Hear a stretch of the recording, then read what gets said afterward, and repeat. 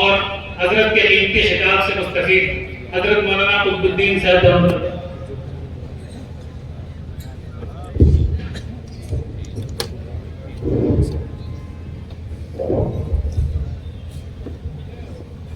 بسم الله الرحمن الرحيم. الحمد لله نحمده ونستعينه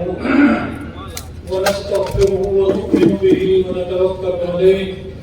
ونعوذ بالله من شرور انفسنا ومن سيئات اعمالنا. من يهده الله فلا مضل له ومن يضلل فلا هادي له.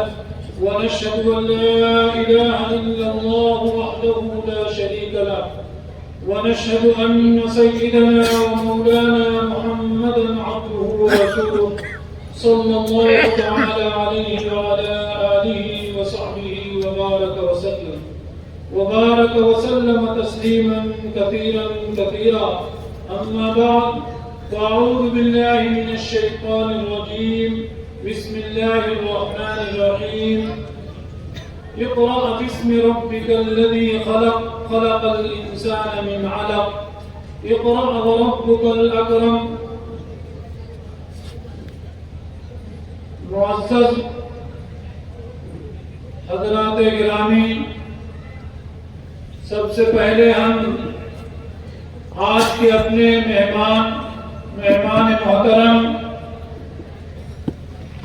جن کا نام آپ صرف بینر اور پوسٹر پر ہی نہیں بلکہ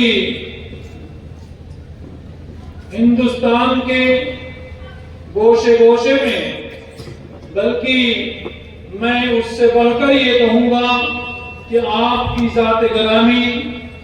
عالمی حیثیت رکھتی ہے. ابھی چند دن پہلے ایک تحقیق ایک ملک نے سارے عالم کے مسلمانوں کی کہ سارے عالم کے مسلمانوں میں 500 بااثر شخصیات کون ہیں، تو ان میں حضرت والا کا نام 15ویں نمبر پر ہے اور ہندوستان کے اعتبار سے آپ کا نام پہلے نمبر پر. آپ کی ملک و ملت کی جو خدمات ہیں آپ ہی کے نہیں بلکہ آپ کے اجداد کے، آپ کے والد گرامی اور آپ کے جد امجد حضرت مولانا سید حسین احمد مدنی نور اللہ مرقدہ، اور اسی طرح آپ کے پورے خانوادے کا اس ملک پر جو عظیم احسان ہے، وہ احسان یہ امت کبھی فراموش نہیں کر سکتی. یہ امت کبھی فراموش نہیں کر سکتی. یہ جمعیت جس کے آپ صدر محترم ہیں، یہ جمعیت العلماء، آپ کو معلوم ہوگا کہ سن 1919 کے اندر اس کا قیام عمل میں آیا اور اس کے سب سے پہلے باقاعدہ صدر حضرت مولانا مفتی کفایت اللہ صاحب رحمۃ اللہ علیہ، اور اس کے بعد پھر یہ کارواں بڑھتا رہا اور حضرت شیخ الاسلام مولانا حسین احمد مدنی، پھر آپ ہی کے نور نظر حضرت مولانا سید اسد مدنی نور اللہ مرقدہ، اور پھر حضرت فدائے ملت کے جانشین آج ہمارے اور آپ کے درمیان موجود مہمان گرامی حضرت مولانا سید محمود اسد مدنی دامت برکاتہم کی ذات گرامی. یہ جمعیت علماء کوئی اس ملک کے اندر سیاسی یا کوئی ایسی جماعت نہیں ہے کہ جس کے اوپر کوئی بدنما دام ہو، بلکہ اللہ کے فضل و کرم سے یہ جماعت اپنے قیام کے روز اول سے ملک و ملت کی خدمت کو انجام دینے کے لیے سب سے آگے رہی ہے، اور آج اس ملک کے اندر سب سے زیادہ قدیم، فعال، متحرک تنظیم جمعیت العلماء ہند، جس کے آپ صدر محترم ہیں. یہ ہمارے اس ملک کے اندر چونکہ ملک آزاد ہوا سن 1947 کے بعد 47 کے اندر، اور فوراً اس ملک کے اندر ایک آواز اٹھی تقسیم وطن کی. جمعیت علماء نے اس تقسیم وطن کی مخالفت کی اور متحدہ قومیت کا نظریہ پیش کیا. اس ملک کے باشندوں کو، بالخصوص مسلمانوں کو جو دوسرے نظریے سے متاثر تھے، ان کو اس ملک کے اندر رہنے اور بسنے کے لیے اور ملک و ملت کی اہمیت اور اس کی افادیت کو بتانے کے لیے ایک طرف حضرت مولانا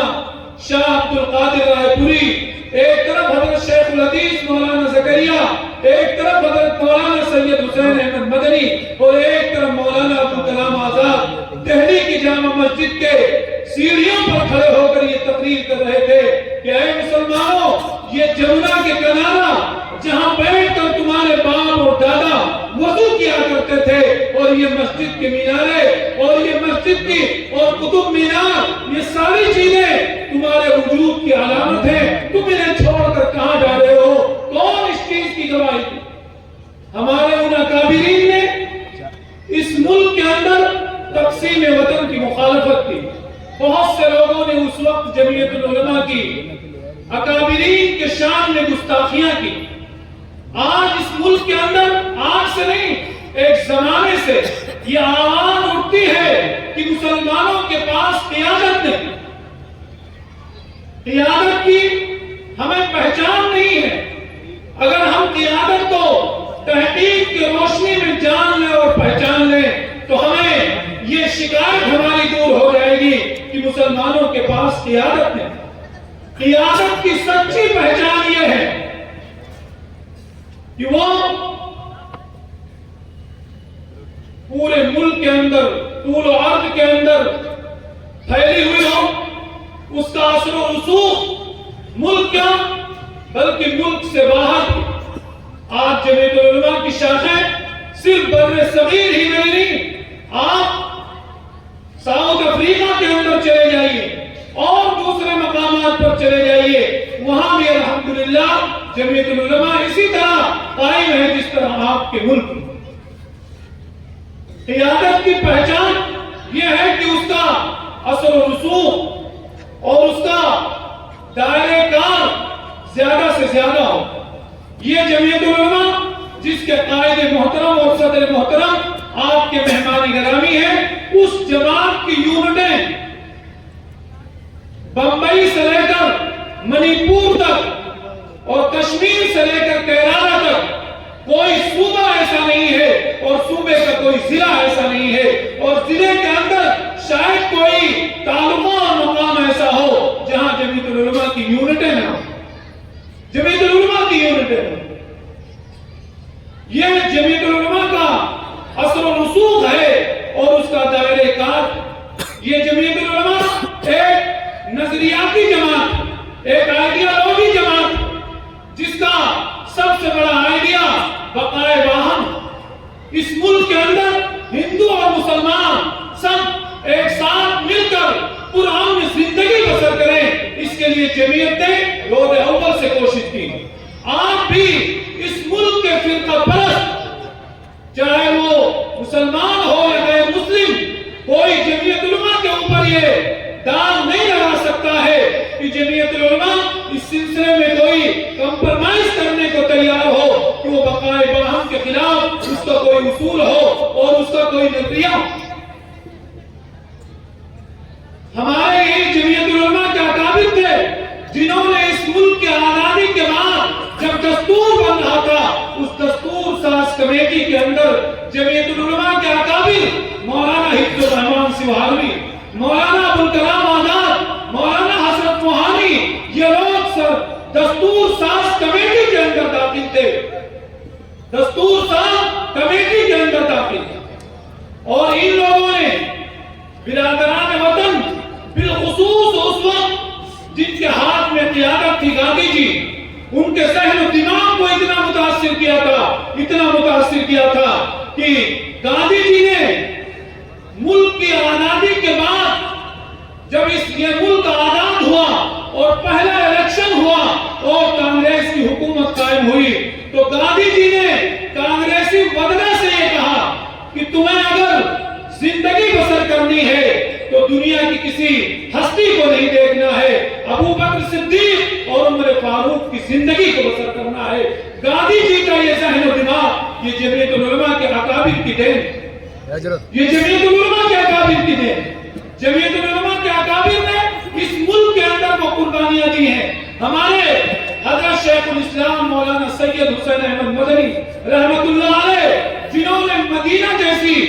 مقدس جگہ کو چھوڑ کر اپنے استاذ کی خدمت میں مالٹا کی جیل تشریف لے گئے، اور اس کے بعد اس ملک اور ملت کی خدمت کے لیے آپ نے ہندوستان کے اندر رہنا گوارا کیا، جبکہ مدینہ وہ سرزمین ہے کہ جہاں کے بارے میں ایک اللہ والے نے یہ بات کی ہے، ہزاروں بار تجھ پر ہے مدینہ میں فدا ہوتا، جو بس چلتا تو مر کر بھی نہ میں تجھ سے جدا ہوتا، وہی جہاں داد گانے عشق کی بزم حسینہ ہے، وہ حد کا دامن رنگین مگر شان شہیدہ ہے، وہاں کا ذرہ ذرہ کھینچتا ہے دل کے دامن کو کہ او طائر کہاں چھوڑ کر اپنے نشیمن کو، چلو طیبہ چلیں صوفی وہیں آباد ہو جائیں، کہیں ایسا نہ ہو کر کہیں برباد ہو جائیں۔ اس سرزمین کو، اس ملک و ملت کی خدمت کے لیے آپ نے استاد محترم کی خدمت کے لیے اور ان کے ایما اور اشارے پر اس ملک کے لیے قربانی، اور اس ملک کے اندر آزادی کی لڑائی کے دوران آپ تقریباً 10 سال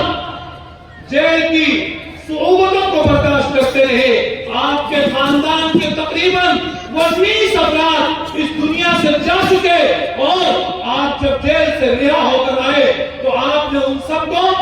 وزارت کرسی کی یا ان کی تعزیت کی، ان کو پرسا دیا، اتنی آپ نے مشقتیں برداشت کی ہے اس ملک اور ملت کی خدمت کے لیے۔ تو یہ کوئی ایسی چیز نہیں ہے کہ جس کو سیاسی چیز کہہ کر حضرت مولانا ابوالوفا شاہ جہاں پوری رحمت اللہ علیہ میرٹھ کے اندر ایک تقریر میں یہ بات فرمائی تھی۔ حضرت مولانا قاری سید محمد عثمان صاحب رحمت اللہ علیہ جو سابق صدر جمعیت العلماء تھے، انہوں نے ایک مرتبہ حیدرآباد کے اندر یہ بات کہی تھی کہ مولانا ابوالوفا شاہ جہاں پوری رحمت اللہ علیہ نے میرٹھ کے ایک اجلاس میں یہ بات کہی تھی کہ جمعیت العلماء کے جتنے بھی کام بغیر کسی استثناء اور بغیر کسی تخصیص کے، وہ سارے کے سارے کام وہ ہیں جو قرآن اور حدیث کے اندر منصوص۔ کوئی کام جمعیت کا ایسا نہیں ہے جو قرآن اور حدیث کے خلاف، بلکہ ہمارے اسلاف جس خدمت کو انجام دیتے ہیں، خدمت خلق، حضرت مولانا اخلاق حسین قاسمی رحمت اللہ علیہ نے یہ لکھا ہے کہ اللہ کی عبادت اور اللہ کے مخلوق کی خدمت، ان دونوں چیزوں کے مجموعے کا نام سنت رسول۔ اللہ کی عبادت اور اللہ کی مخلوق کی خدمت، ان دونوں چیزوں کے مجموعے کا نام سنت رسول۔ تو جمعیت کا جو مشن ہے وہ اللہ کے رسول صلی اللہ علیہ وسلم کی سنت پر عمل آوری۔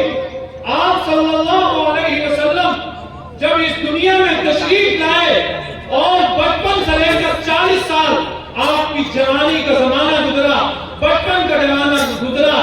آپ کی شادی حضرت خدیجہ الکبریٰ سے ہوئی 25 سال کے زمانے میں، اور پھر آپ کو نبوت ملی 40 سال کے زمانے میں، جب پہلی وحی نازل ہوئی اقرأ بسم ربک الذی خلق، تو آپ پر اس کا بوجھ اتنا تھا کہ آپ غار حرا سے آ کر حضرت خدیجہ سے یہ کہتے ہیں زملونی زملونی خشیت علی نفسی، مجھے چادر لاؤ، مجھے اپنے جان کے جانے کا اندیشہ ہے۔ حضرت خدیجہ الکبریٰ جو آپ کی زندگی کے 15 سالہ دور کو دیکھ چکی ہیں اور آپ کے نمایاں کاموں کو دیکھ چکی ہیں، حضرت خدیجہ الکبریٰ نے آپ کو تسلی دی اور ڈھارس بڑھائی اور کہا کلا واللہ لا یخزیک اللہ ابدا، خدا کی قسم ایسا نہیں ہو سکتا ہے کہ اللہ آپ کو رسوا کر دے یا آپ کو ہلاک کر دے، آپ کو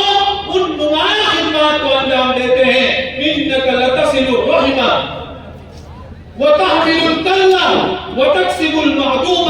وتقري الضيوف وتعين على نوائب الحق۔ بخاری کے اندر یہ روایت موجود ہے کہ حضرت خدیجہ الکبریٰ رضی اللہ تعالی عنہا نے اللہ کے رسول صلی اللہ علیہ وسلم کو یہ کہہ کر ہمت دلائی اور ڈھارس بنائی آپ کو ضائع نہیں کرے گا. آپ کا تو کام ہے صلہ رحمی کرنا,